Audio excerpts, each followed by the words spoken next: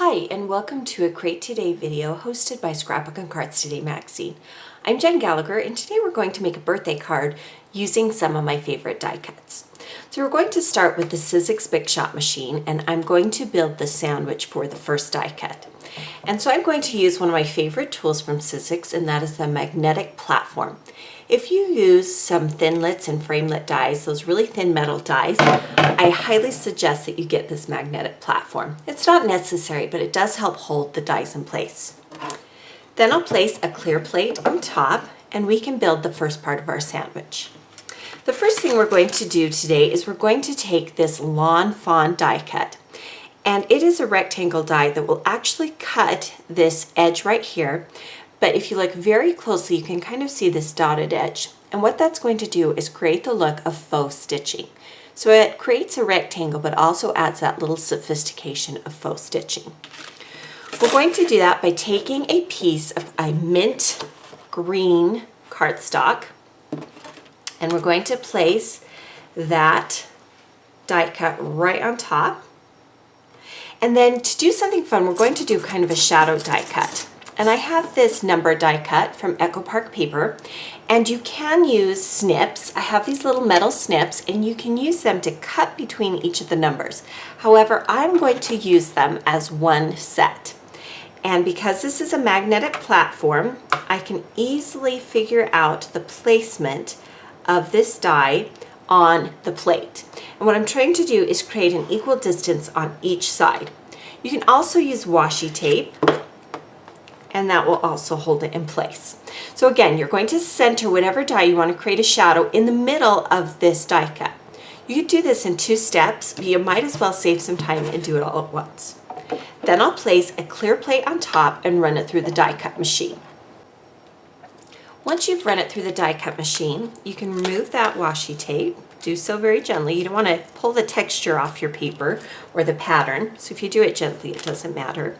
And then you can keep the inner pieces. For instance, that 8, that center piece, we're going to go ahead and keep that. We'll just brush it off to the side, and then we'll pop out those other pieces. And this just creates a fun shape. And now you can see why I kept all those numbers in place. Now, if you already have a die like this and you want to create a custom placement, snip them apart and then tape them on in the design that you want, and you'll get this look. For the next step of this card, we're going to use the same die. This time we're going to use a sherbet pink, and we're going to just cut off the bottom edge by about 1.5 inches. What we're doing is we're keeping that stitch line that runs all the way around the edge of that cardstock. To create the base for the card, I'm using a sheet of Bazzill cardstock in black, and I folded it in half. I've pre-measured it so that when I place this mint piece on top, there is an edge of black running all the way around it. Now you could pop dot this so it sticks off the page a little bit, but I'm going to go ahead and attach it so the entire piece is flat. I'm just using a dot runner adhesive, and I'm placing adhesive in between the numbers, on the outside edges, and in all the corners. If you're using foam, what you'll want to do is add foam around the edges and then add a few pieces inside so that it is supported on that inside layer. And then we'll just mount it on that folded card. Then we'll take that bottom piece of pink cardstock and we'll place it right at the bottom. Now, because I used the same die, it has that same stitch pattern that runs from the mint into the pink. Here is how the shapes looked with the insides placed back inside each of the numbers. Another tip that I want to show you is that you can cut multiple dies at once on different sheets of paper. You just need to pre-cut your paper so that you can fit enough on the cutting plate you're using. Now, I'm using the smaller plate. There is an actually longer plate that you can use as well, but I like the magnetic plate, so I am using a smaller one. So I'm going to use this banner die cut from Echo Park paper, and I want this die. You can see once again that I haven't clipped them apart. Sometimes I leave them together so that I don't forget or lose where they are, and I know that they're set. I only need this middle one again, so the top one is kind of going off the edge of the paper, and that's okay. Then I'm going to use another die cut from Echo Park called Birthday Boy. And we're only going to use the word birthday, but again, you can leave the boy on as well. And then the final die cut I'm going to use is a pinked circle, and this is from Sizzix. And we're going to place this on that same darker teal. We'll place another clear plate on top, and then we'll run it through the die cut machine. So again, you can get as many on your die cut plate as you can fit, and this saves a little bit of time. So now the rest of the card comes together pretty easily. I have all the dies that I have pre-cut, and then I have a couple of different white buttons to which I have tied some crochet twine. So I'm going to take the little pinked circle and I'm going to cut it so it's about 1/3 on one side and 2/3 on another. And then I'll just use some glue dots and we're going to add this to the top of the card. And we're going to fill in this visual space right here. It's also going to bring in that darker teal color to the top. And we'll take our smallest button and we'll attach that right in the center. And that adds a little bit of texture. The next die cut I'm going to add is this yellow die cut. And I'm actually going to use pop dots to adhere it to the card. So I'll just place a few on the back, and I'm using some American Crafts circular foam tape. And I just want to put enough that it helps it stick off the page just a little bit. You could also leave this element flat if you're mailing the card. If you do use any raised embellishments on a card, you're probably going to want to use a foam envelope that has a little bit of raising to it or some foam in between it that helps protect those elements. Let's go ahead and add our buttons.